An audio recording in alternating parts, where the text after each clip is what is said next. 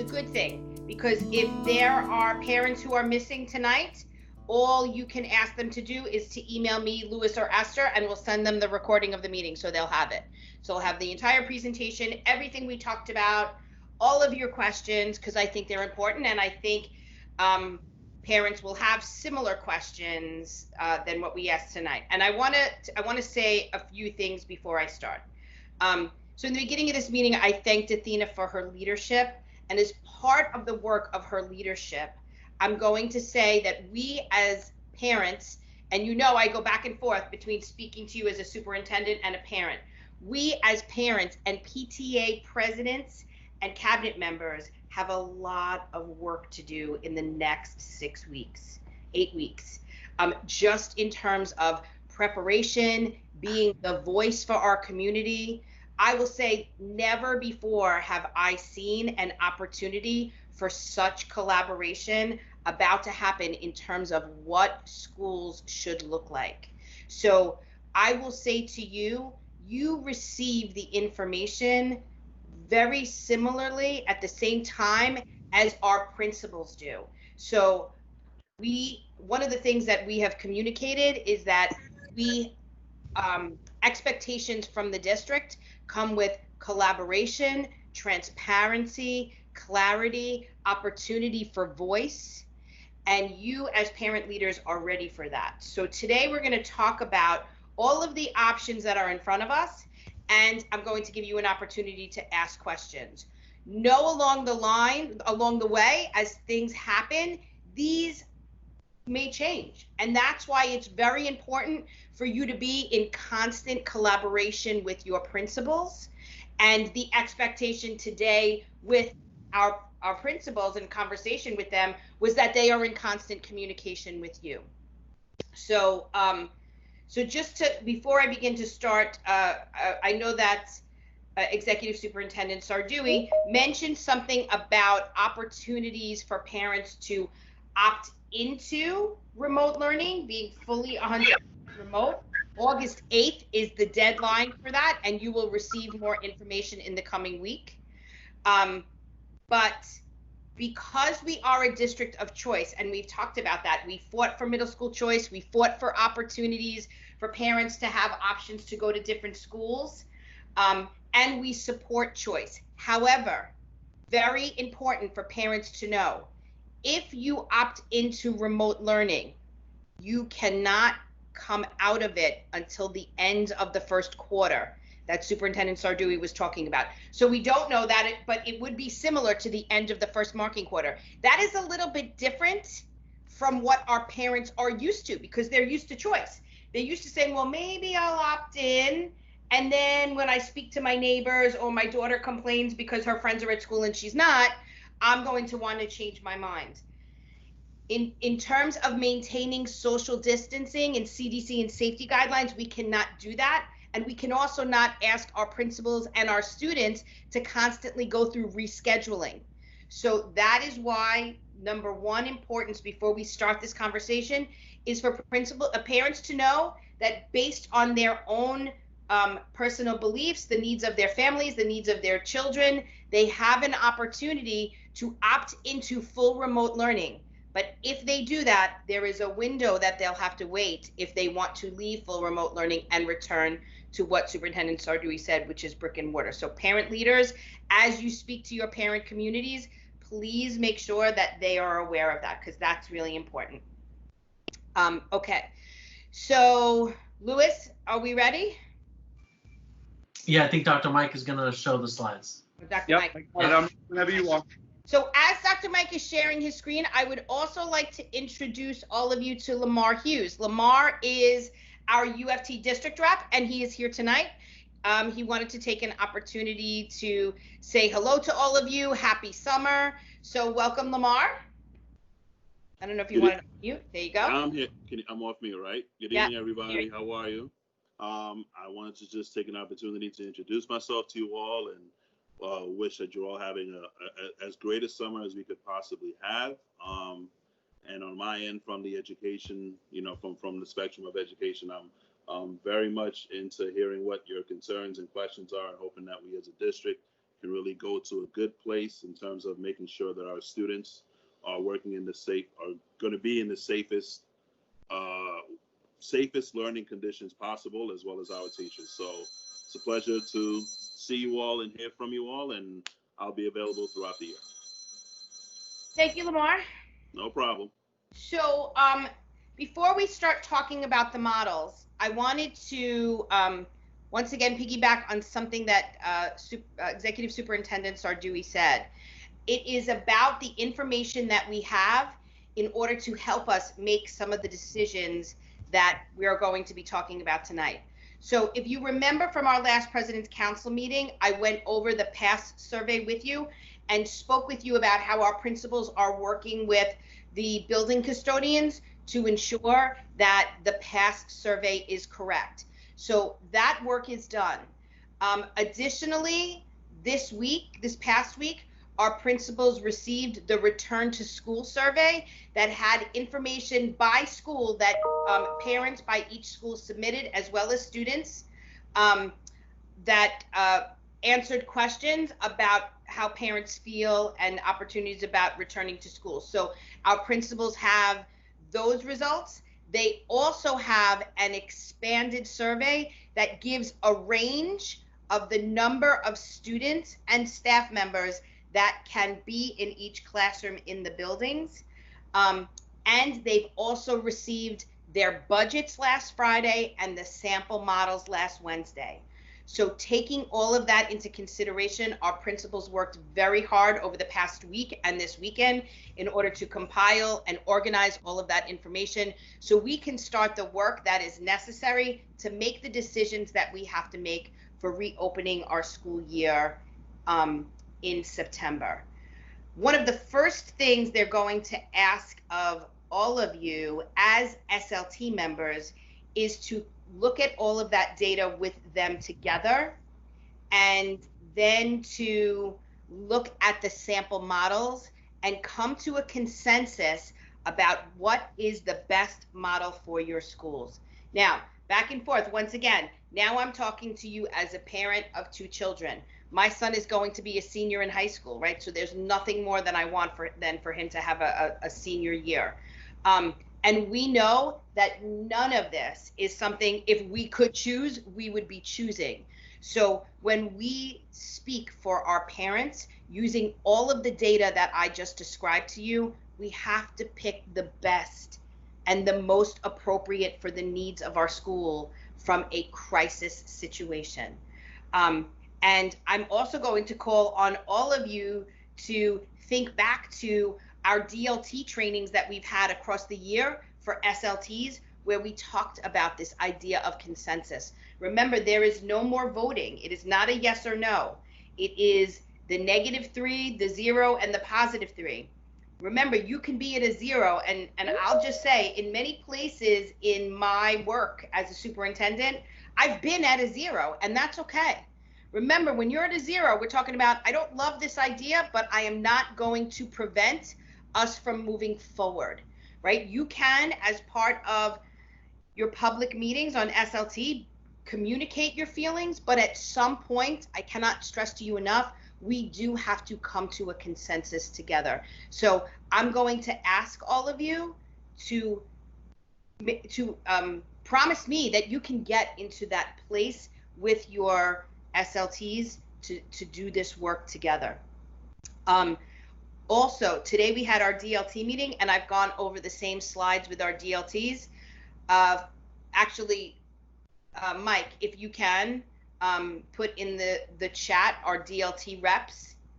Every SLT has a DLT representative who is going to be reaching out to both your principal and your SLT chairperson to offer support. If you guys get stuck, you need some assistance, you can reach out to that person. You could also reach out to the district office for support. So within the next week or so, you will be hearing from your principals around organizing all of this information. As part of that, we've also spoken to principals. If the SLT wants to do this, you can do a school-based walkthrough to look at the results of the PASS survey, the results of the survey that gives a range of classroom students, and just look at all of the larger capacity areas that are being considered for instruction. Now, there's two ways we can do that. We've had live walkthroughs where everyone has met together. We've also had opportunities for virtual walkthroughs that I've seen some of the principals actually physically set up classrooms and go in and film it and walk the SLTs through that using a Zoom meeting. So whatever you guys decide to do, our principals are ready to support you throughout that work. If there are people that want to be part of the live walkthrough and the principal cannot attend, both myself and Dr. Mike have volunteered to be able to join you at those meetings. So they will happen. And I just want everyone to know that our principals have had the training, now they have the information, and they are prepared and ready to work with parents and UFT and other unions such as DC 37 to make sure that the best decisions are being made from at the school level. So I know that some people have already started walkthroughs and some parents have been asking questions. I just want all of us to know that we have modeled across the 10 years that I've been a superintendent, collaboration around parent engagement. As you just saw, my absolute love and gratefulness of having Athena in my life for these past 10 years, as well as our collaboration with the UFT, which is why I'm actually glad that Lamar is here as well. So we are going to truly take everything that we've always done and enhance it and work together to make sure that we're going to be open in September for our students, because we know that as long as the governor says we can, because we know that's something that we've been talking about from the beginning. So before I start, is there any questions from parents about what I had just explained?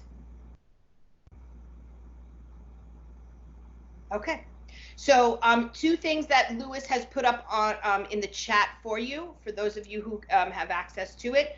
We ask that you sign in to President's Council, and there's a link for you to do so. And then he gave you the link to the DOE website for all the Return to School 2020 news and updates. So that is here for you in the chat. And Esther will also send it to Christine and Athena to send out to all of you following this meeting for those of you that don't have a chat. Okay, so let's talk reopening. There you go, Dr. Mike. Okay, so one of the there's actually 4 key tenets that we're asking schools, SLTs, communities to look at around making sure for a safe and secure opening, and that students are here and students have access to what they need to and are ready to learn. So the first thing is something that we've talked about as a President's Counselor for a very long time, which is the learning platforms. So currently our schools have an option to choose between iLearn New York City, which is what we're using in summer school at this time, as well as Google Classroom. As we have done in the past, schools will have one platform that they will use for easy access for teachers, for students, and for families. I will say that many of our schools are leaning towards staying with Google Classroom just because our teachers have become familiar with that, and they want to make sure that they are enhancing the instructional practices within Google Classroom and not having to learn a new tool. However, this will be something that is also discussed with your SLT about the decisions around a platform. Tools and information and resources will be available for principals and schools, which will be shared with you all as well. But as I said, for most of our schools, we're leaning towards remaining with Google Classroom. The second piece is data-formed information and decision-making. And for all of you that know both myself and Dr. Mike, this has been a focus on our district for many years. It's about knowing our students well. It's about identifying what their strengths are and what their weaknesses are and targeting those gaps in learning. We've talked about that across the years, and now we're talking about it even more. Looking at our screeners, at our periodic assessments, at our curriculum embedded benchmarks that are assessing key standards of where our students are. We're making sure that these tools are being used to target, once again, strengths, but then also gaps in learning that may have occurred during remote learning, and that we're addressing them quickly. It is also one of the reasons that, not at this meeting, but come September, I'm going to be talking to you about our district goal around MTSS to support all of our students around building on strengths and making sure that we're targeting weaknesses as well. The next piece is regarding a shared and inclusive curriculum. So the DOE is identifying digitally accessible curricular resources that will be aligned to the next generation standards and the CRSE framework. The borough office, and we know that you guys have known that the borough office works very closely with us in terms of training for principals, trainings for teachers around targeting these key next generation learning standards for our students, providing a sequence and a priority of learning for standards across the year to make sure that we're filling those gaps in learning from the previous year and that we're moving them forward in the direction that they need to go around the next generation learning standards. And schools are encouraged to implement coherent curriculum across all grade levels. Now, let me just talk to you about District 25. So I'm showing you right now the key tenets of the citywide plan. And I'm actually glad that Lamar is on here to hear me say this.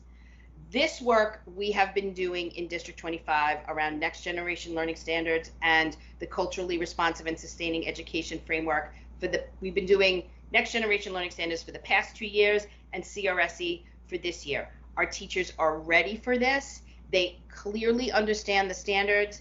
They are experts in really unpacking units of study to highlight what students need. We've spent a lot of time within the instructional leadership framework in getting to know our students well and finding ways to go into a unit of study and targeting the needs of our students. And all of our schools have a coherent curriculum across grades. So across grades and subject areas. So either a school is Teachers College or a school is ReadyGen, and so you don't have different grades using different curricula options. So this place, our shared and inclusive curriculum, is going to help us with both blended learning and with the distance learning as well, the opting into fully remote learning. Okay, so blended learning models, I'm going to actually go to the different models in 1 second, but the DOE I know is working to provide professional learning resources to help prepare educators to leverage blending learning models. But this is one of the places where I do want to say thank you to Executive Superintendent Sardui. She's worked really hard with the borough office to make sure that our teachers started receiving blended learning instructional models trainings right away in March. So not only have our teachers been introduced and trained in Google Classrooms, but they've also been trained in things such as HyperDocs and Pear Deck and different programming and planning tools that can help them create the best digital learning models for our students. And we'll talk about that a little bit more in our presentation. So at this time, Dr. Mike, can you switch over to, okay, so we have other key tenets of the plan, talk about families and students. So as Executive Superintendent and I said, families will be able to opt out of in-person instruction and choose remote learning full-time. And there's going to be defined periods for parents to opt back in. Once again, really important. August 8th, I believe, is the last day for parents to opt out of in-person instruction, but we really want to communicate that it's with the understanding that opting back in is done on a quarterly basis. Another piece that we talked about is based on local constraints. Schools will determine with all of you a split model from a set of choices, which I'm about to go over, and the aim and goal is to provide in-person instruction for at least 33% of students. Now, I want to say something about Central. We had one school that was really struggling with that, and we reached out to Central right away, and they have already made adjustments and corrections to support that school. So that school was PS 79. They had issues where they had 8 classrooms under construction. and they weren't starting construction back up, and they did not know if they would be finished. We communicated that to Central, and they made sure that they've gotten that done. So as part of conversations that I'm having with principals, we're talking about, as you work with your SLTs and you discuss these models, as well as ensuring that there's 33% of students that are available for in-person instruction. If you have any sort of glitches or issues during that time, you let us know, and we will work with Central to make sure that we can make that happen. And schools will be able to request modifications if there are issues that cannot bring students up to 33%. So, and those are all things that you will be made aware of, because you're going to be part of the discussion process of creating these models. Space, we talked about. With social distancing, the median range for all of our schools are about 9 to 12 students per classroom. The actual number varies by size. Today, I just had a question from a principal talking about the range, and they will be even presenting those ranges to you.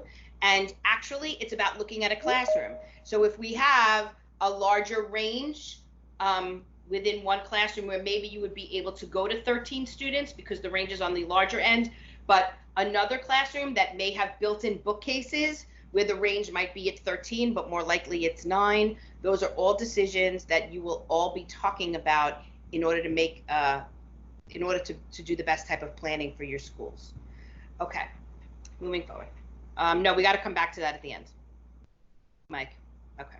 So before I start this, I think what's really important for families to know and parents to know and SLT members to know is that these models that we're talking about are changing the way school looks like, hopefully temporarily, during this crisis. And therefore, it's very important that you're part of the conversation. But what I also think is important for us to remember is, once the model decision is made and principals go into programming, that is something that the principal has always controlled. So principals are going to control who teaches what classroom, what students go into what classroom. Once again, we need your support. This is one of the most difficult programming demands of a principal that I have ever seen, and I've seen a lot of different types. We've seen budget crunches and remodeling, and just a lot of tough times where principals have had to program. This is by far one of the most difficult. So I think it's very important for you to know as parent leaders, and to also communicate to the community with us that principals are going to be the ones that actually do the scheduling once the model is collaboratively developed. Okay, so the first model is model 1A and 1B. I want to say that this is the recommended model of the chancellor. It is an option for elementary, middle, and high schools. There are 2 in-person cohorts and 1 remote, which would actually be a C, which you don't see here. And the option to the remote is. I'm sorry. That's right. Right. Yeah, I'm sorry. Yeah, I'll explain that. So it is 2 in-person cohorts and 1 remote. And then, so groups A and B will rotate attendance on Mondays. And then the option to program for each group to be in person every other day, which is model 1A, or in person 2 days and remote for 3 days, which is model 1B. So group A and B, in-person learning on 2 consistent days per week, and remote learning for non-in-person days, and group D is remote every day. So one of the things that we've spoken to our principals about, and I'm going to say now to parent leaders and SLTs, is especially for elementary schools, we want to try whenever possible to have the consistent days where students are either remote or in school. So for example, in model 1A, if you see, group A is in school Tuesdays and Thursdays, and group B is in school Wednesdays and Fridays, and they rotate every other Monday. And so for parents, you will know that Tuesdays for the entire year and Thursday for the entire year, if you're in Group A, those will be the days that you're going into school. And Group B, Wednesdays and Fridays, those will be the days that you're going into school with a rotation of every other Monday. The Model 1B is Group A. As you see, week 1 would be Monday, Tuesday, Wednesday, in-person learning, right? And Group B would be Thursday. No, I'm sorry. Group Model 1B is Tuesday, Wednesday is Group A, Thursday, Friday is Group B, and Monday, once again, is alternating. So in the first model, it's every other day with alternating Mondays, and in Model B, it's 2 days and 2 days with rotation of every other Monday. That's it. Yep. Yep, I got it. Okay. Yep, got it. Next model. Okay, this model is also. Yes, this model is also an option for elementary, middle, and high schools. 3 in-person cohorts. Now, I want to be honest with us as communities. We all know, and we've been talking about that we have been and continue to be an overcrowded district.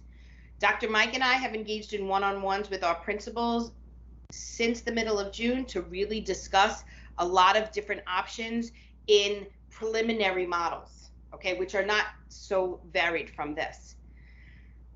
We are seeing, and we have recommended that our objective is to have 2 groups, but many of our schools would have to have groups A, B, and C. So if a principal presents that to you, it's about understanding why that is. Together as a community, you can work to get to A and B, and you can also look at how many of your students apply for fully remote to see if that impacts anything and can get you to A and B. But it's important to know that many of our schools will most likely have to be Model 2. So that is 3 in-person cohorts and 1 remote, provides regularity on days per week with some variation. And because this model provides the greatest degree of regularity among the 3 cohorts, it is the only option available for, it is the only option available for elementary schools in an A, B, and C model. And Chancellor recommended for middle schools that must program 1/3 of their students. So if you see this model, you see the Group D, which is remote. You see Group A is 2 days a week. Every Wednesday. All right, every Wednesday, sorry. Yep. Group B is every Thursday, and Group C is every Friday with a rotation between Monday and Tuesday. Correct. So students go to school either twice a week or 3 times a week. 3 times a week, right. All right. Model 3 is option for middle and high schools only. This is very similar to a 6-day rotational cycle. If you see, it goes Group ABC, Group ABC in Model 3A, or it could go Monday, Tuesday, Group A, Wednesday, Thursday, Group B, Friday, Monday, Group C, Tuesday, Wednesday, Group A. So this model, because it changes often, is not recommended for elementary schools. Okay. All right, so wait, before you go back to that, Mike, I want to go back to some of the models. So I gave you guys all of these models. You are going to see them again as you sit on SLTs, but at this time, I want to open up the meeting for any questions that you have. Danielle, this is Francis. I have a question. Hey, Francis.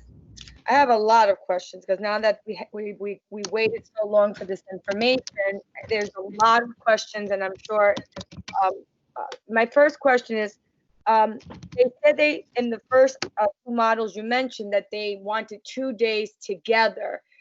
Why is there something educational about having 2 days together? Because in the other models where it's overcrowded, they don't have that. So that's my first question. Well, that's not, can you go back, Mike, to those? So I just want to know what the theory Go behind back that to, is. Go back to model 2. yeah, the two, Model 2, model 2. right there. So, model 2, you're right, but model 2, Only group A would get that. well, I'm trying to just see mathematically. You could, I mean, if you wanted to do that, you would have less regularity. I would say for elementary, if you're talking about 2 days in a row. No, I'm saying on the paper, it says that they want to do, because I would think to make it easier, Monday, Wednesday, and Friday, you're off Tuesday and Thursday. Then the next group, the same thing. Monday, you know what I mean? But it's not. It's a little bit divided where parents might get confused of what is their day to go in, what is their not day. And it says in the text that they want 2 days consecutive together. So my question is, why? Is there like a statistic that says if there's 2 days together, your child learns more? Like, I don't understand where these models are coming from. So these models actually came from, as Executive Sarjui said in the beginning,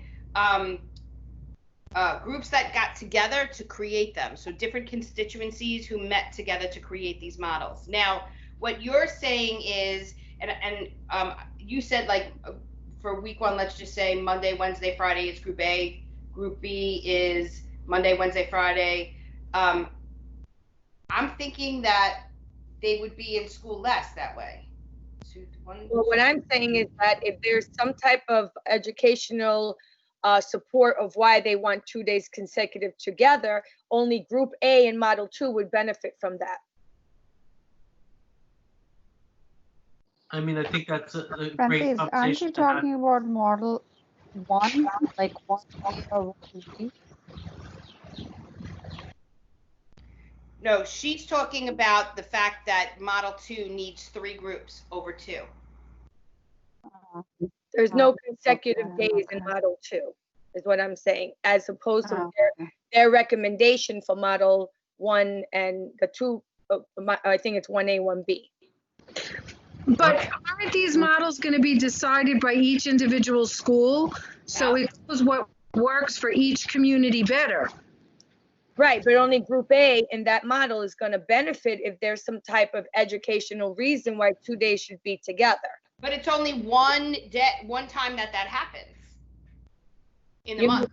But once you're in a group, are you saying that then group B is going to have the 2 days and group C is going to have the 2 days? I mean, you can be flexible in what that looks like on Monday and Tuesday and recommend that to a principal to kind of program that. The only thing, Danielle, if you do that, then the idea of consistency for families in terms of ensuring that they know when their kids are going to school changes drastically. So it's very, so when you do that.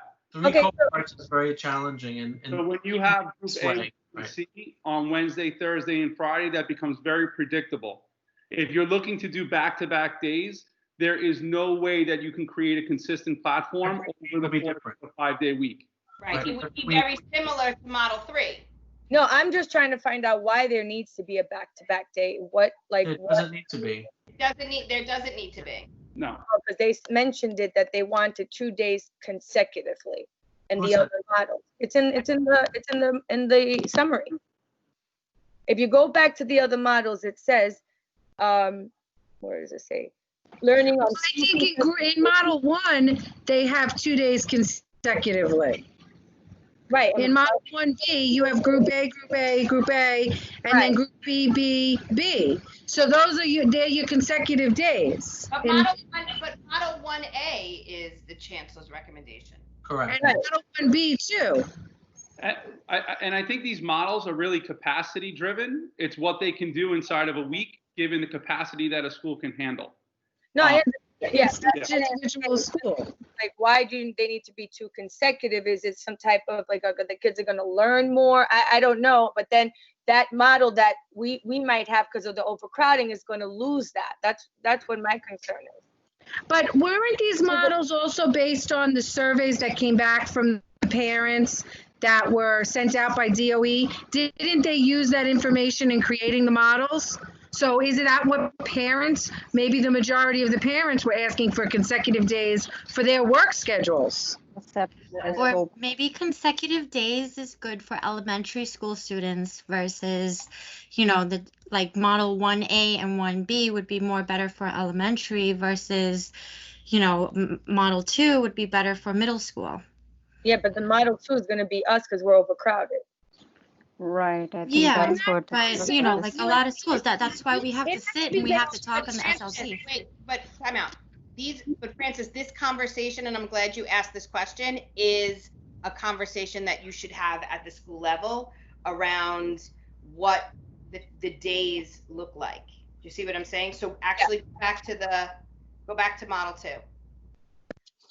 So how? As long as if we say that we want to have you have to have 3 days that are consistent. So I know for the entire year, if I'm in Group A, my child is always going to school on Wednesday. If I'm in Group B, my child's always going to school on Thursday, and Group C on Friday, however that works. Within this model, if this is the model that you're choosing, the conversation that you're bringing up is something to have at the SLT level. Yeah, I'm going to start a list of these questions, and I'm hoping to get answers because so many parents from the districts have so many questions that sometimes they don't get to it. But I definitely will try to push for them to get some type of feedback. How would attendance work if you're in one group and then you decide you want to stay home?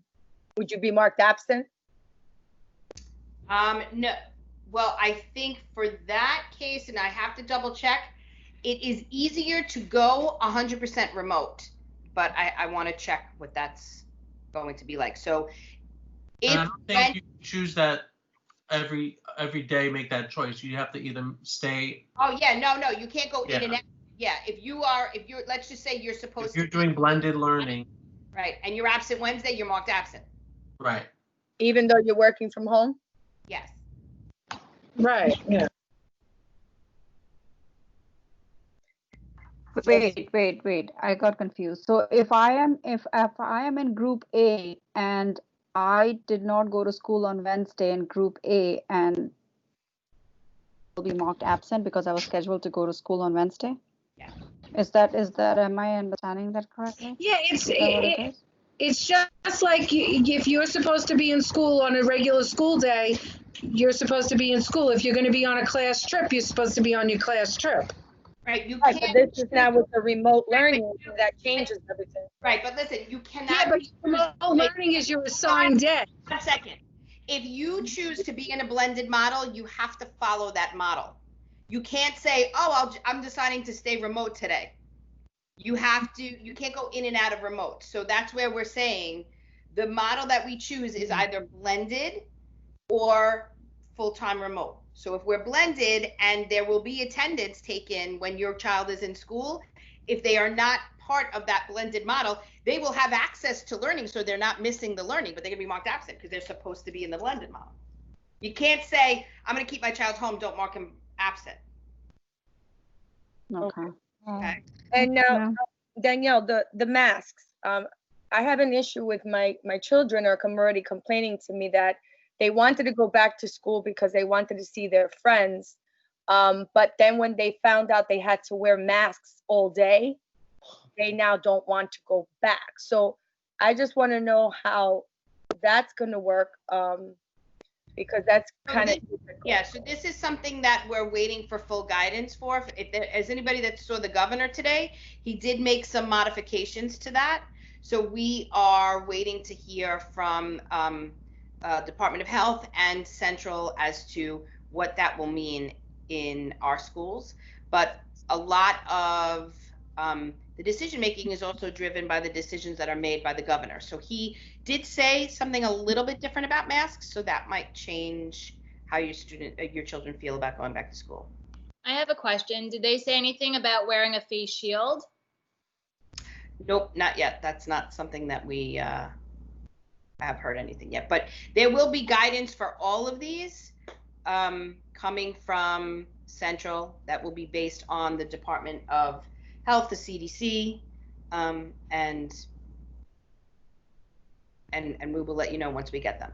I have one more question. So we found out 2 Catholic schools by us have closed down. So now these students obviously will be looking either to go to, there's one other local Catholic school, but I'm going to assume some of them are going to come to the public school.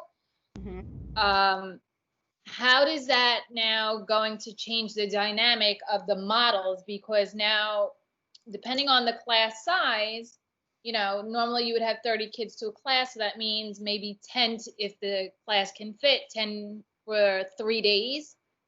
But now you're going to have an influx of children.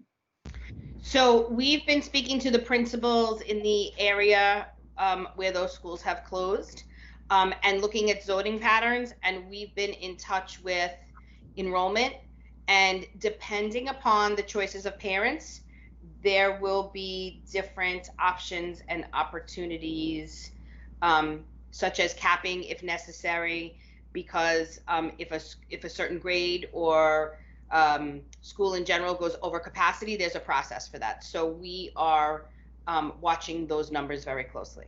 But any child that is zoned for a public school has an opportunity to apply, you know, to attempt to register there. As of right now, they're not capped, but we're watching the numbers very closely. I have a question.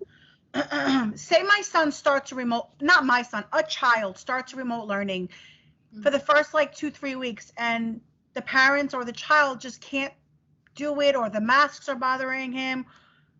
Can you go into remote learning, or you have to wait, like we said, the same thing with going back into remote learning, waiting for November? So Mabel, if you have the answer to that, definitely type that in the chat. But okay, thank you.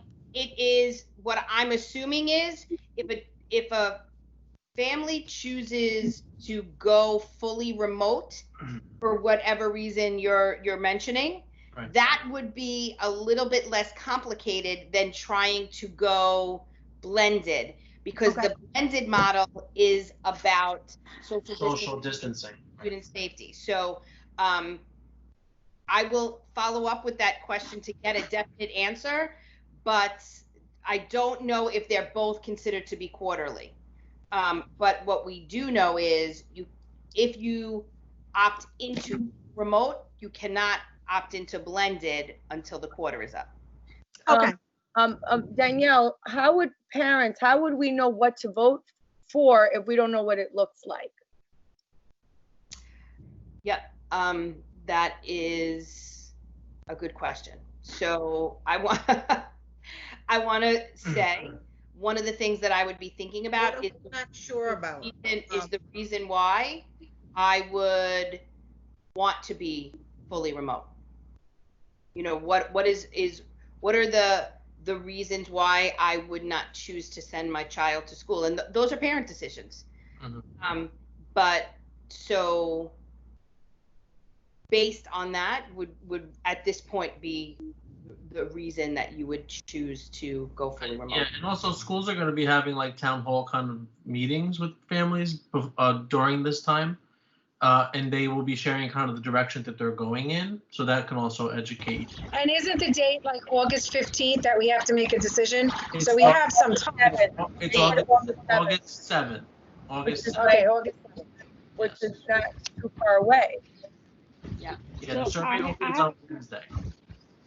So what if a child chooses a blended learning, and the day that the school starts, for whatever reason, they opt out from blended learning to do 100% remote?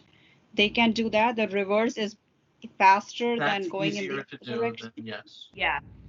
But I want to get further guidance on that question. And how fast that can happen, stuff like that. But that's easier than moving from remote into blended learning, because blended learning requires social distancing and you know, limits on the number of people in the classroom. But then that child will be marked absent in many days. No.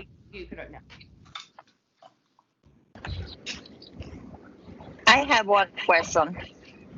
What happens if the parents not send this form or something before the deadline, like August 7th? So you're saying what is the default choice if a parent does not fill it out? Yes, correct. If we think about it, somebody not fill it out. Oh, well, somebody cannot use the email, or really it's no connection between the school and parents, okay? So they think about it, can open the doors normal. Sure, okay. So what happened with these kids? So we'll get further guidance on that. Yeah, I'm going to say it's going to be blended learning as default, but we'll get guidance on what that will look like. Yeah. I don't think we'll tell any child that they must do remote full time. Right. Yeah, but we'll get. All right, thank you. Because you're right, lots of people aren't going to fill out. Hi, this is Miss Ardui. I just want to clarify. We also cannot have, when we open up in September, for a parent who did not sign up for an option, to say, I want blended learning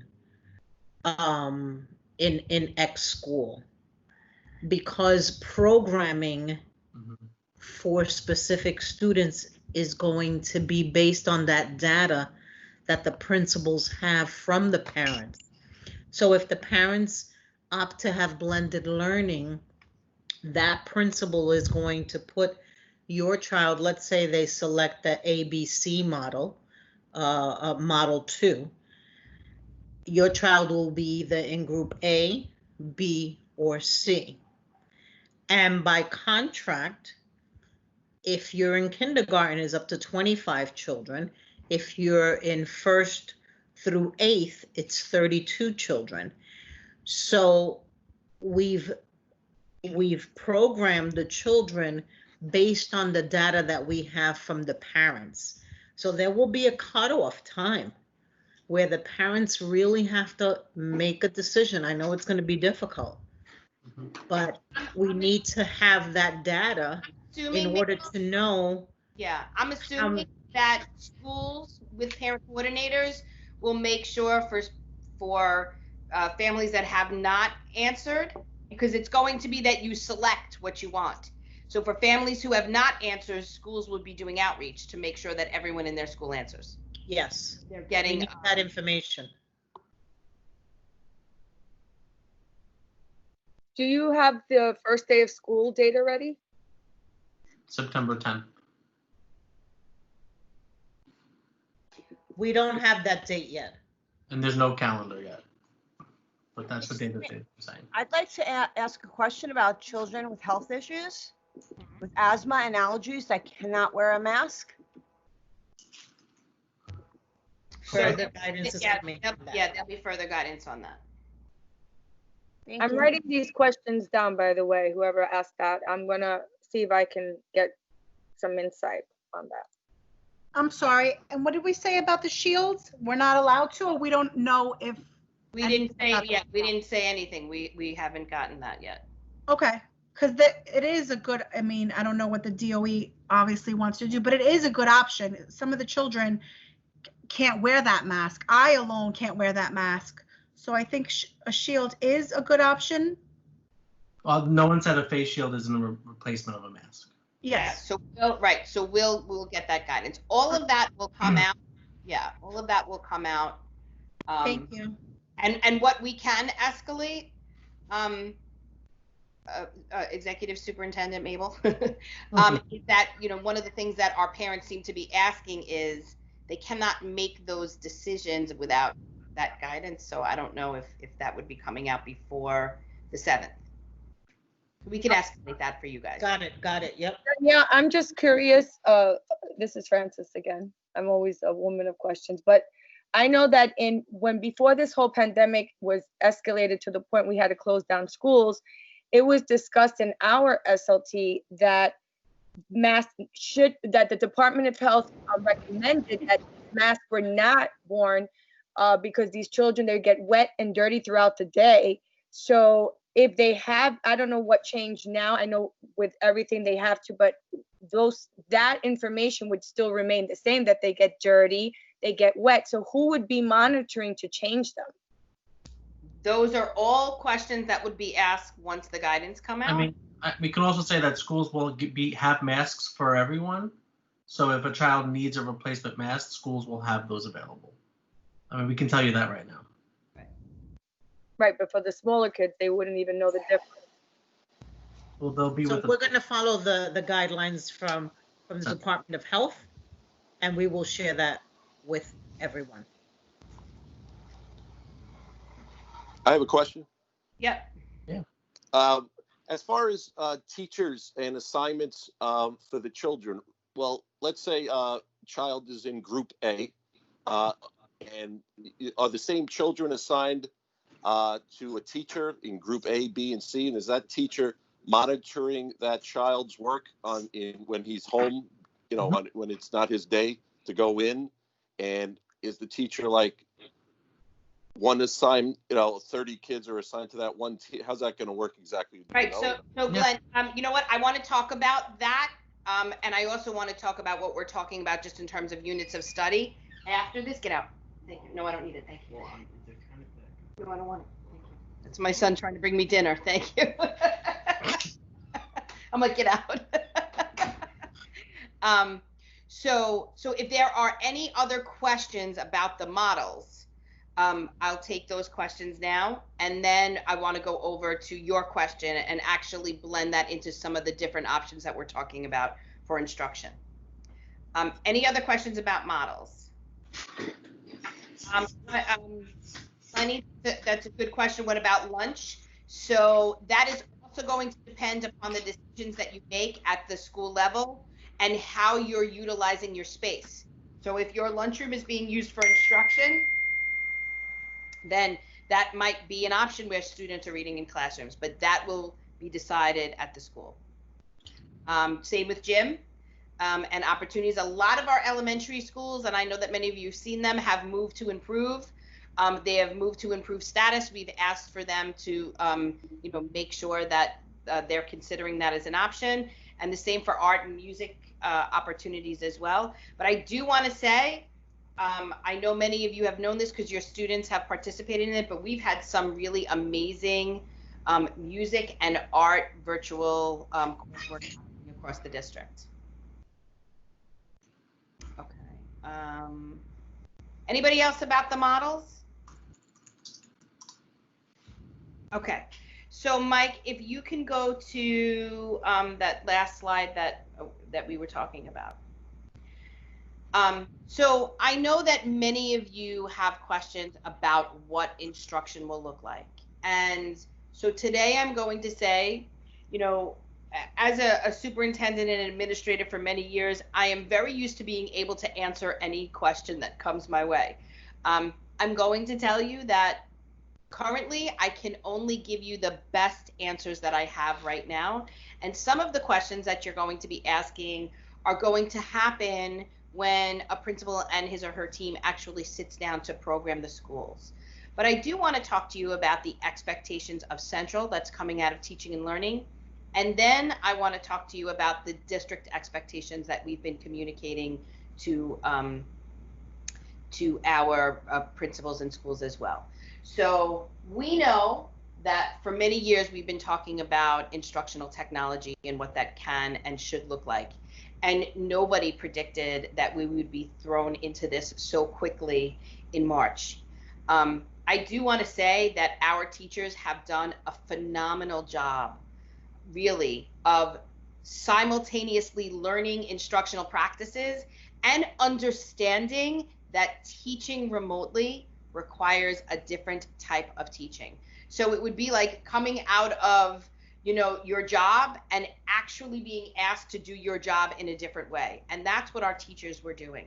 So I give them a lot of props and appreciation for all of the work that they tried to do in learning while simultaneously teaching. But one of the things that Central is working alongside with our borough office and the district in supporting our teachers in is leveraging technology to enhance instruction and supporting teachers around how that type of learning is different than in a brick and mortar building. And we're seeing that now. We talk to teachers about student engagement. We teach them tricks such as if a student is not on task, sometimes you can go and stand next to them, right? or call out their name or give them, some positive reinforcement to get them, back and connected into the classroom learning. Those things are very different remotely. Sometimes I'll be in on classroom meetings and I'll see kids kind of looking like this. And it's very hard for a teacher to kind of get a child back into that. So we're talking to teachers about different levels of engagement. We're talking to teachers about how online learning cannot be the same as, maybe what we would do in classrooms, in a brick and mortar classroom. So what we are looking for is, in this model here, this redefinition of and transformation on how to use technology in a blended model, meaning that technology allows for creation of new tasks, students to engage in things in different ways. One of the things that I found was amazing is 10 years ago, I remember telling my teachers when we got computers is, one of the things I want you to work towards is making sure kids can't Google your answers, right?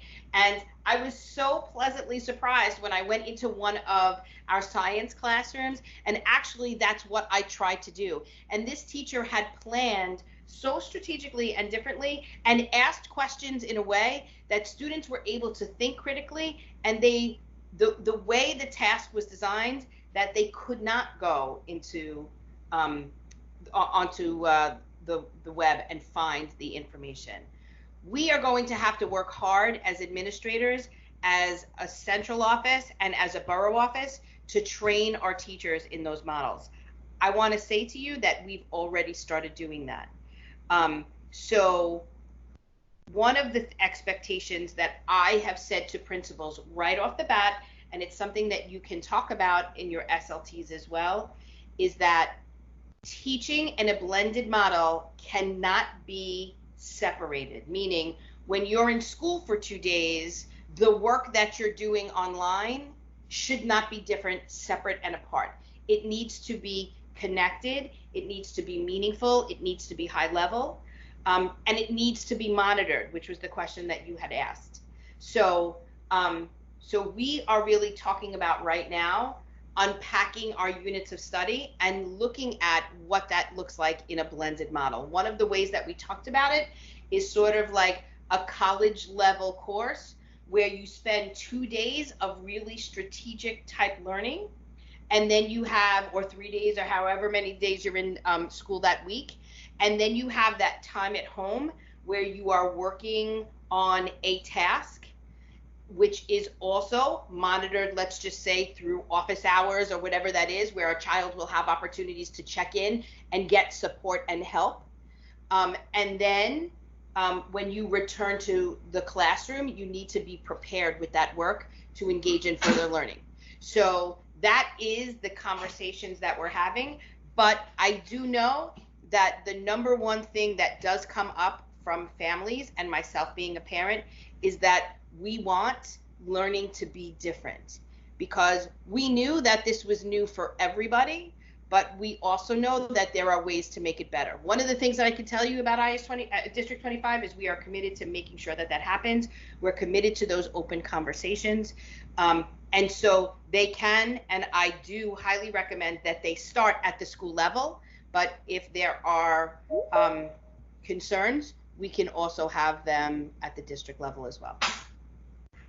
So any other question about instruction or models for classes? So Glenn, answering your question, because I don't think I fully answered your question, is that right now we don't know what those models will look like about a teacher getting students. That's going to be the program that the schools do.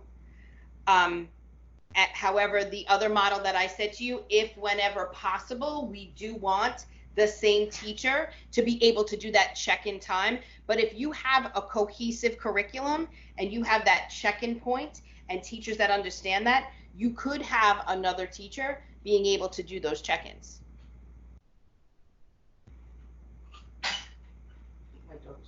Okay. Any other questions about that? Comments? We do have someone with their hand raised. 742-804-646 pound. Anyone else want to unmute themselves and ask a question? Nobody? Oh, Lenny, no Danielle, question. I can ask a question.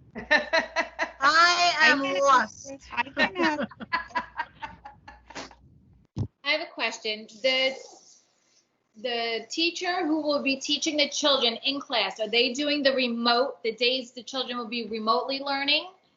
I can't answer that. Yeah, right. I don't know the answer to that. That really depends upon the needs of the brick and mortar buildings, and the staffing within that. So those questions, parents, should really be asked during SLT.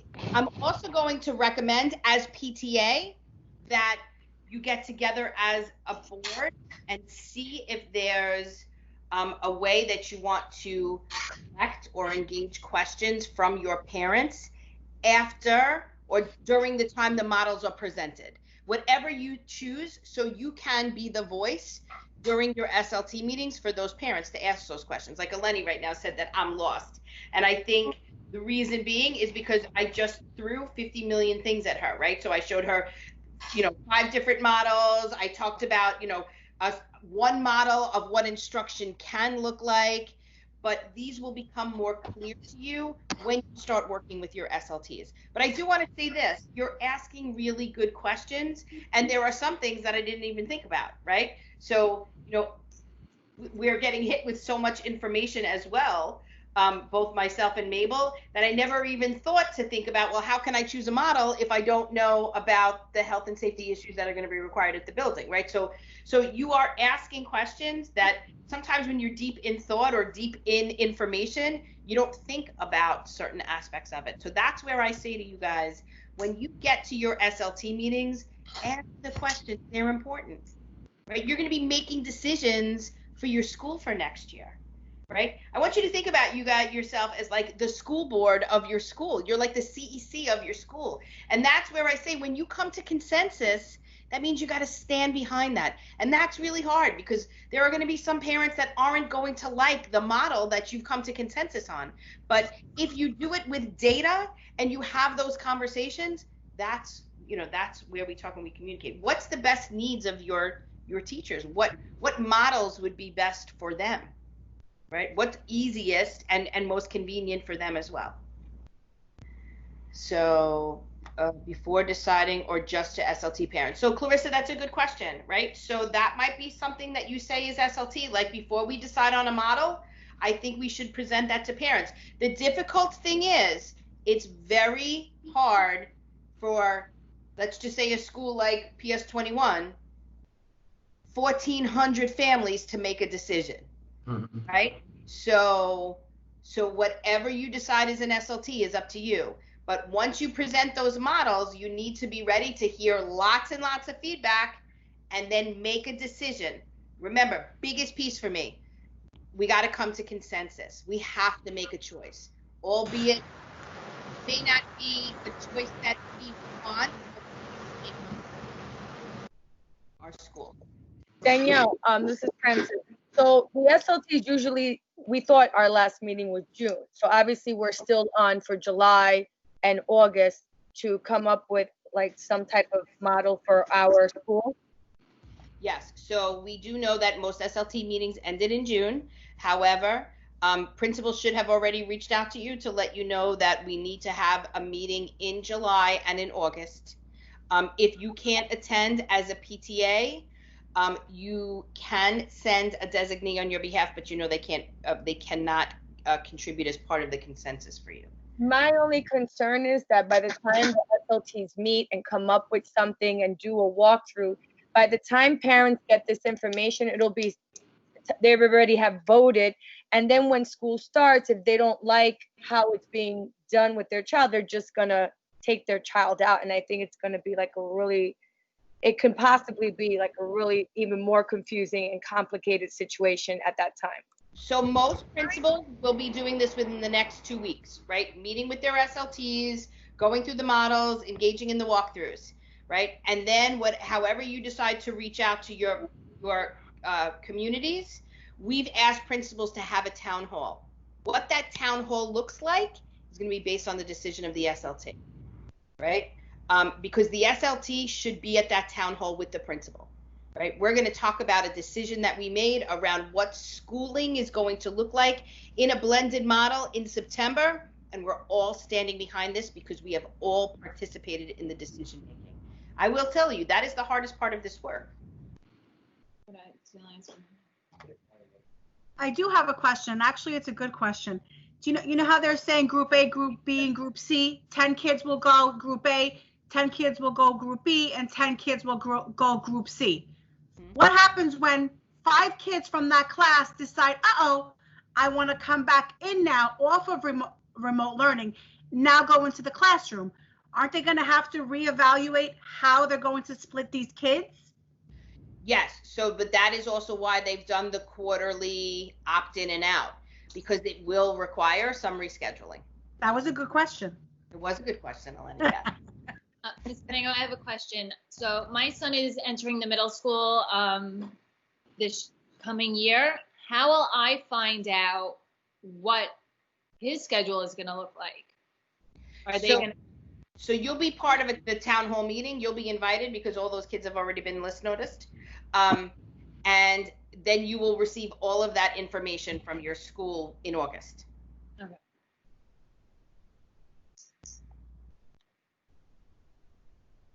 Okay, is that it for now? I have a question. Okay. What happens because a lot of parents graduated, and there's a lot of graduate parents, and SLTs don't have the full amount of parents. How are they going to vote on that side? So, right. So, can I go ahead and? Who was just talking? Can I go ahead and answer that, Danielle? Yep. So I met with FACE today, and they're going to go ahead and come up with template for SLTs. Parents that did graduate out, they go ahead and graduate out. SLTs can continue to have their meetings, but if they don't meet, if they're not evenly balanced in terms of membership staff to parents, then they're not allowed to make a vote or a major decision. But that template is coming out short, which is basically a virtual guidelines for SLTs. And we hope to have that out to the parents as soon as possible. That's all the information they gave me today. Yep, and we've also advised principals to meet with their outgoing parents and kind of give us some feedback around how many parents they would need and what that would look like. And then we were going to escalate that question. Because I know Mabel and I spoke about that today. Thank you.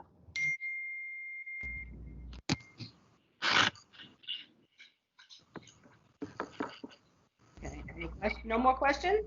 I have one. This is Elizabeth from PS32, and I was just wondering if a child gets sick in, let's say, Group A for a second grade class, what happens to that teacher and that class?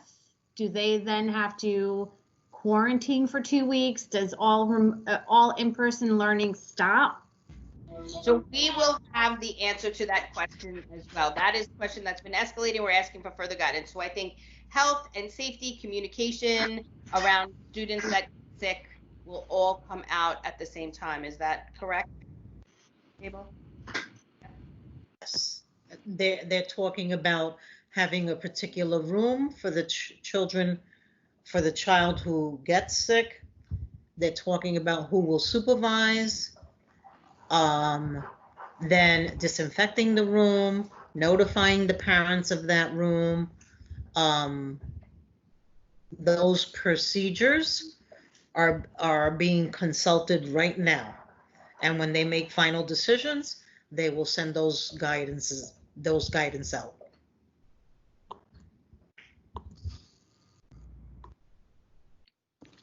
I can't see Rashmi's whole question. Let me see. Are the kids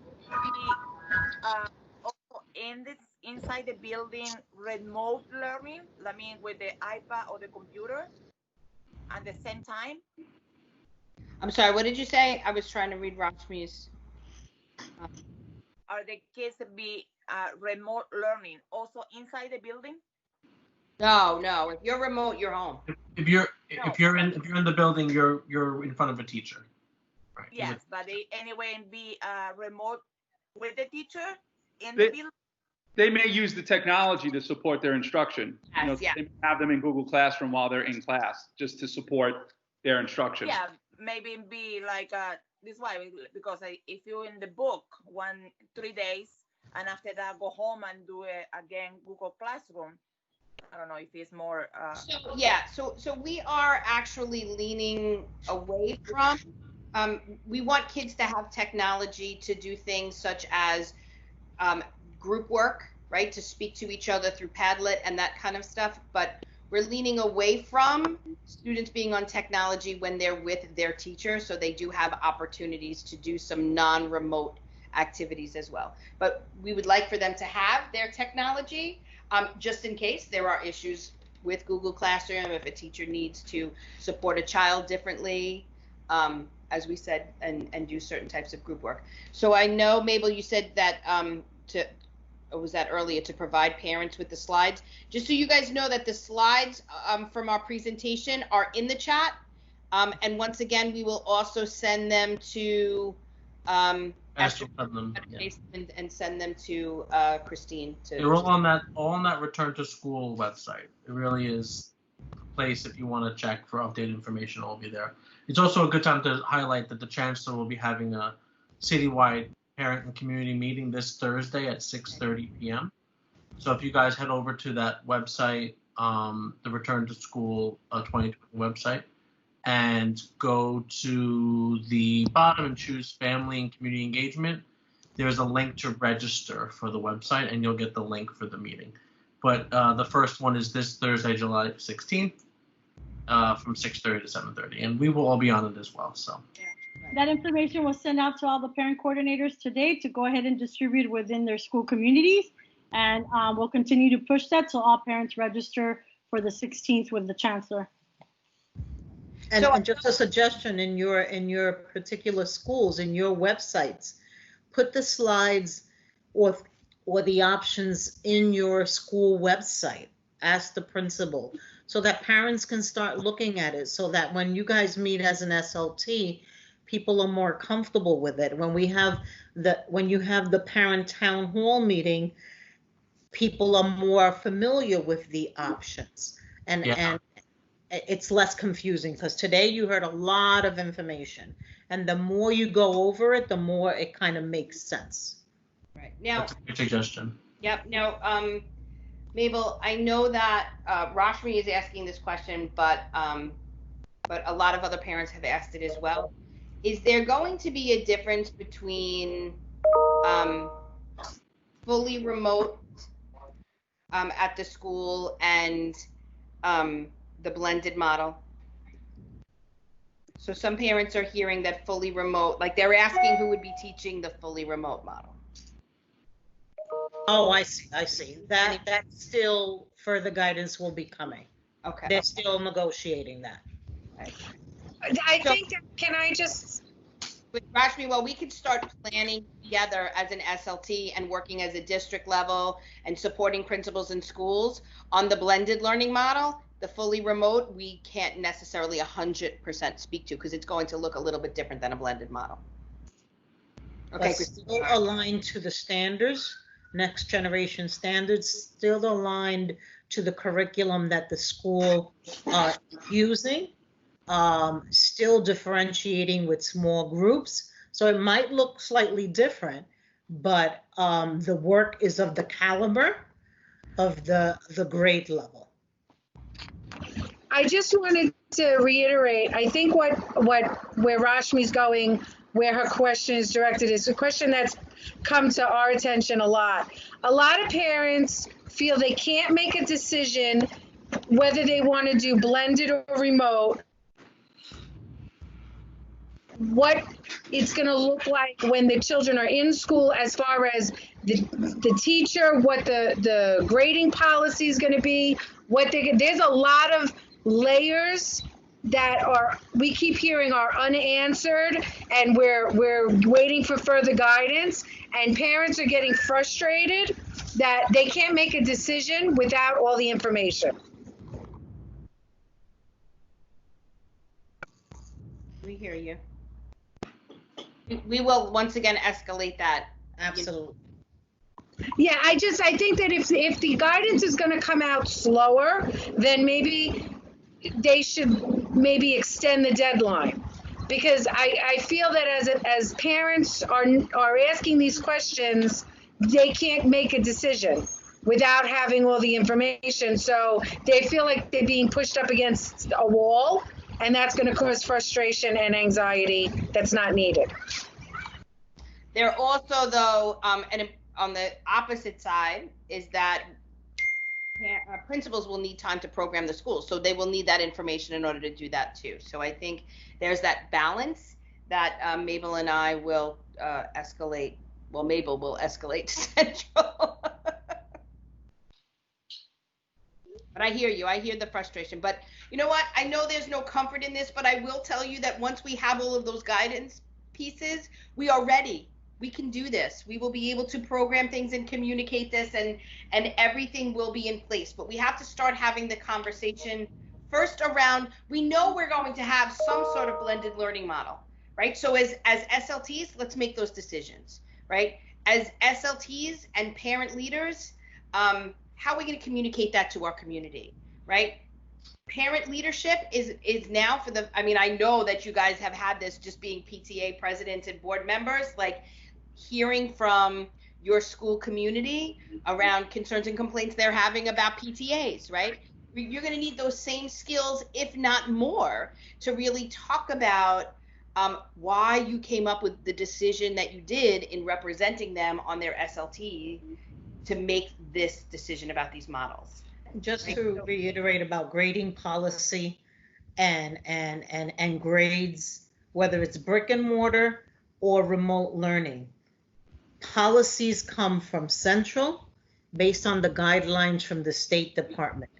So those decisions may not be made this month, but note that decisions will be made across the city, whatever that policy is going to be around promotional standards and about grading policies. And there won't be a different grading policy for remote versus brick and mortar. There'll be one policy based on the guidelines from the state and the city. And so I know there's not that information, but it's not going to be two different criterias. So Danielle, the schools are coming up, and I guess the SLTs are coming up with a curriculum that's going to be blended, and then the curriculum. No, SLT is not coming up with a curriculum. So there are going to be guidelines coming out of teaching and learning around key standards, and the schools are going to be using their units of study to make sure that they're targeting those key standards across the year. So what happens in November when they anticipate a spike of COVID again because of flu season, and we have to go, let's say, God forbid, we have to go into all remote learning? Is the schools going to be ready for that? Yep. So that's really the centralized key standards, which were going to be very similar to the units of study that we're already doing. It's just going to make sure that you're highlighting. So they're what you call power standards, right? So power standards are standards that within each grade, you want to make sure that students really know them well. So Central is going to be presenting us with power standards that we need to focus on, ensuring that they're in units of study. Teachers are going to be addressing them both in a brick and mortar and during virtual learning. So students will be exposed to them across the board in both ways. And as far as remote learning, is there going to be, because there's going to be a lot of parents doing the work for their children. So how will the DOE know that child really is at the level they should be? So remember we talked about knowing students well. one of the things that I'm really proud of our teachers on is that they know their students well, and they were able to tell the difference of work that students were doing independently and work that they were being assisted with, right? So, but that was also happening in brick and mortar building as well. So throughout the course of both distance learning as well as prior, there were teachers that during parent engagement time were having conversations with families and basically saying, I would really appreciate, want to see how your student can perform, and I would like for you to allow them to do this independently. Or they would call them into a small group session and ask them to complete some independent samples during their small group work. Our principals were very strategic about supporting small group learning opportunities during virtual learning. So where you would have teachers teaching whole classes live, you also had teachers doing live small group learning with students. So they were able to target that. And where we talked about, remember, one of the 4 tenets, which was assessments, our teachers were engaged in assessments throughout the process the whole time. And teachers will assess throughout brick and mortar as well as remote learning. Those are strategies that teachers learn how to assess the children one-on-one, small group, and as a whole group.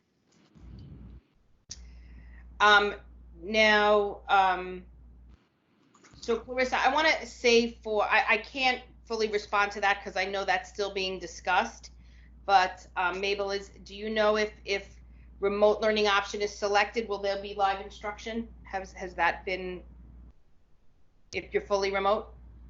That's a conversation that they're having. Once it's finalized, we will have it in writing. Can I just say, Danielle, just from the CPAC meeting, some of the conversation around the live instructions has been that teachers don't feel comfortable being live because then parents are taking it, putting it on social media and critiquing the teacher and how they're teaching. That's one. And the other one was that there's other students in the classroom, and so they should not be as well in the video. So that was some of the conversations. And of course, there's some teachers who are comfortable with live and some that are not. So I, once again, can't speak centrally in terms of CPAC. I can, because I'm not part of like the central perspective, but I can talk about what happened in District 25. And if Lamar is still here, we actually just had this conversation the other day that many of our teachers did do live sessions during virtual learning time. And some of those things came up. Not everything was perfect. And there were situations that we had to address together, and Lamar and I did do that. But our teachers were committed to engaging with students. There were, I can't say that was 100%, but I can say that there was plenty of opportunities when I visited virtual schools to go into a variety of classrooms and view online teaching. So Lamar, I don't know if you wanted to speak to that as well. Yeah, so he's here. So, as the conversations that we have with our teachers really just kind of speaks a lot to what parents are saying about with regards to the uncertainty and embracing what we have going forward, what we need to do or what we need to be a part of going forward. And there were some teachers, a considerable amount, who took to the online learning, took to the remote learning, and just embraced it and hit the ground running and did incredible work. Conversely, there were some who were not as comfortable with that. Now, I want to make this point clear. I don't, in my conversations with quite a few teachers and quite a few staff members, the tone was never, "I'm not doing this. This is ridiculous." No, the tone was, "I don't know how to do this yet, and I'm not familiar with this yet. So I'm going to need a little bit more time to embrace this." Your child's teacher will do their job, and they will work hard, and they will embrace what's in front of them. But I think we need to keep in mind that, this was new. This was, as I tell everybody, building the plane while it's in the air. And we had nothing to go off of. There was no other pandemic that happened the last 15 years that we can say, well, they did it this way, so maybe we can use that model. So everyone is learning. Everyone is still figuring this out. I fully believe wholeheartedly that over the course of this year, you will see an increase in teachers embracing the remote learning model. I do believe that.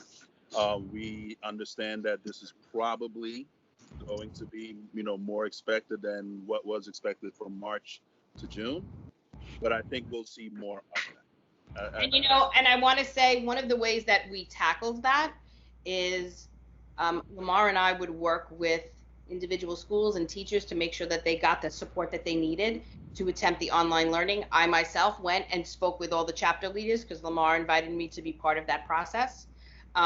It is an ongoing conversation between us, and I like exactly what Lamar was talking about. He knows the expectations and the high quality instruction that we offer our students. He is well aware because he's been a teacher in District 25 for many years.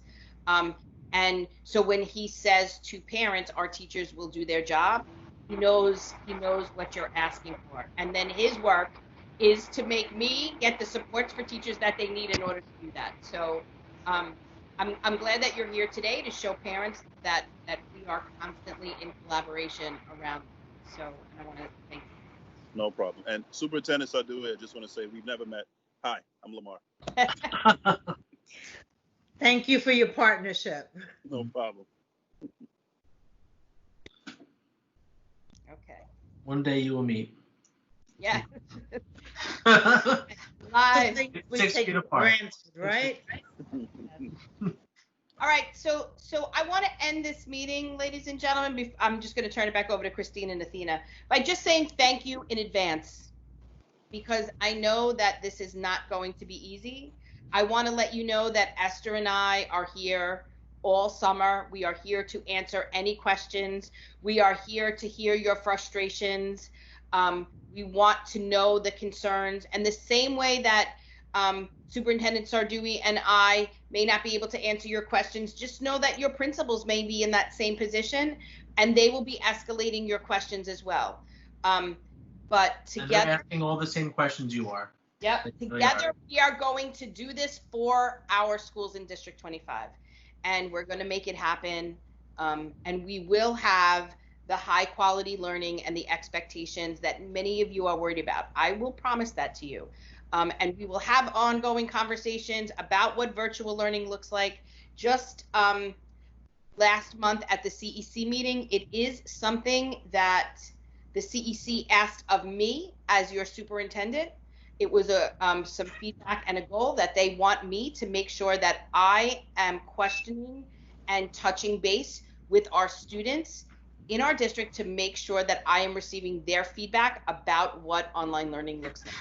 And they had the same expectation for blended learning. So I am making that commitment, reaching out to your children to make sure that I am getting their feedback and that we're making adjustments when necessary. So this isn't a new process. We are in a new world, right? We are recreating what schooling will look like, hopefully temporarily.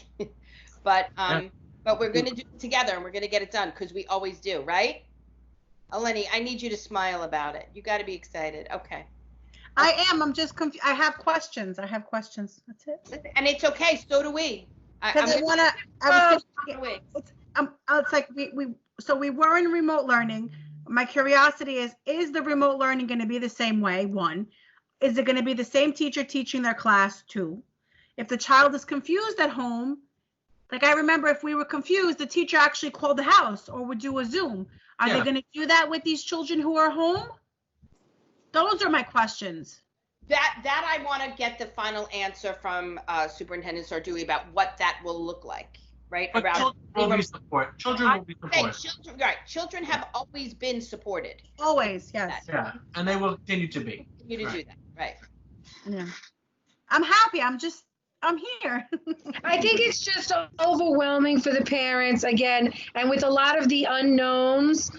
Yeah. And I think the superintendents, both of them, are doing a great job to give us the information as they get it. But just understand the parents' frustrations is what Athena and I are hearing. And I reiterate to Superintendent Domingo, probably on a daily basis, She doesn't want to talk to me anymore. That's not true. That's not true. I need to hear these things because we then say we need to get the answers. Look, you know what? If it wasn't for parents and the principal communicating us around PS 79, we may not have gotten those 8 classrooms done. So yes, that's why I'm having this meeting with you. And we also got a food truck. And we also got a food truck for College Point. I got that. Absolutely. So I want to be clear with you guys. Team Lewis. Yeah, we are in, like the Teen Beach where we're all in this together. We are. And I don't want parents to think that you're not part of the process, because that is something that I wanted to correct right away. You are part of the process, and we're ready to get this work done together. And through the questions, guys, we get clarity and understand that your questions are important to us, because the more questions we get, the more clarity we have for parents, for teachers, and for administrators. We're all doing this brand new. Yes. And so if you think of a question that we didn't think about, then we need to think about it and plan for it. So it's hard not to know the unknown, right? So it puts us in a very difficult situation. But together, we're going to get the answers, and we're going to work together to ensure that our students get the best education that they deserve. Well, District 25 handles that. We're the best district in the world, so. In the world? In the world. Yeah, I'm going all the way. Yeah, right. All right, guys, listen. Spend some time enjoying your summer with your families. As Superintendent Sardui said, make sure you don't get comfortable, maintain social distancing, but do things outside.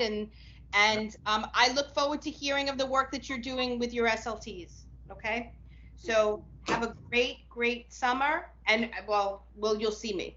We'll be together. So Athena, can we just put that link up? Can we put that link in the chat for the chancellors for the 16th? So that everybody has it here, please.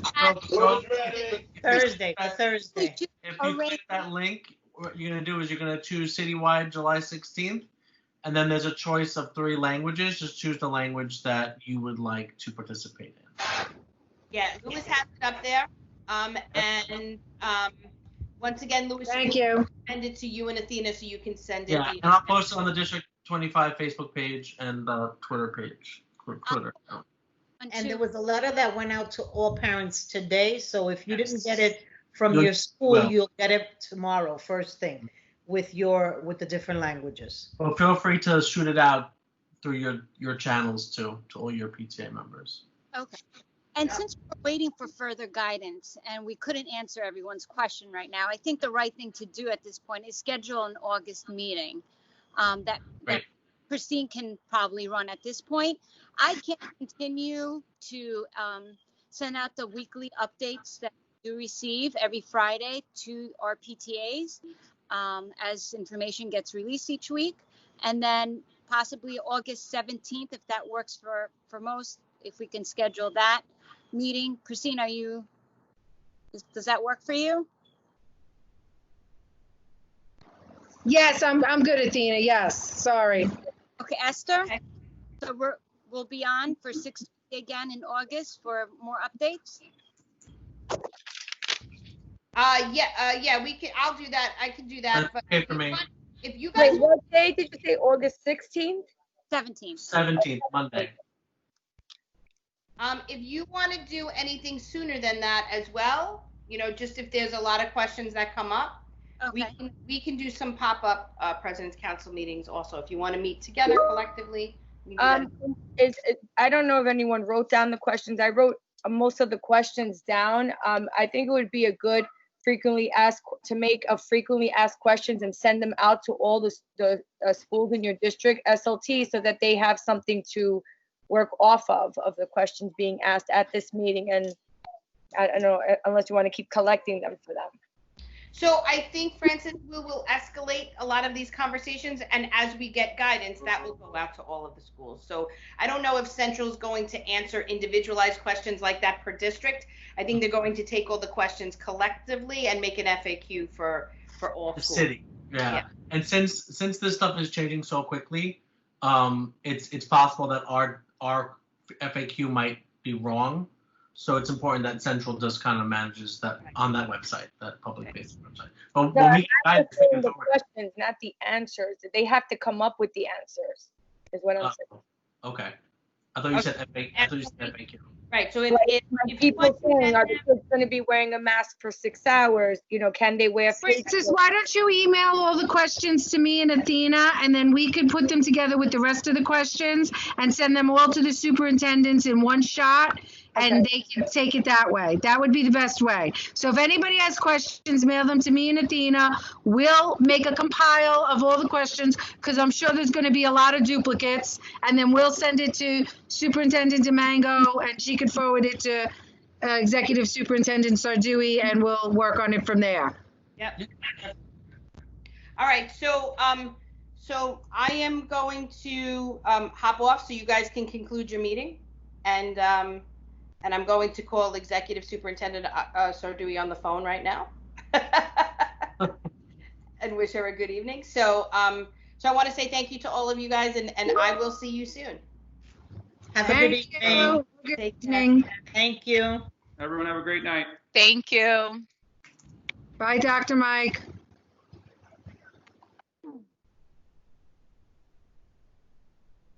Okay, so Christine, we're on for August 17th. We'll continue to send updates via email to our PTA boards, and Yes. we're doing that for the parent coordinators of the schools. And again, you can reply to our emails with your questions, or you can call us. You have our District 25 email address, and we're always here to answer any questions that we can. If not, we will escalate them to the superintendent's office and get answers for everyone. Okay. Hope everyone has a wonderful week. Unless there are any other questions, I'd like to adjourn the meeting at 8:21 p.m. this evening. Okay, thank you everybody for joining, and have a wonderful week. Bye-bye. Bye, thank you. Be safe.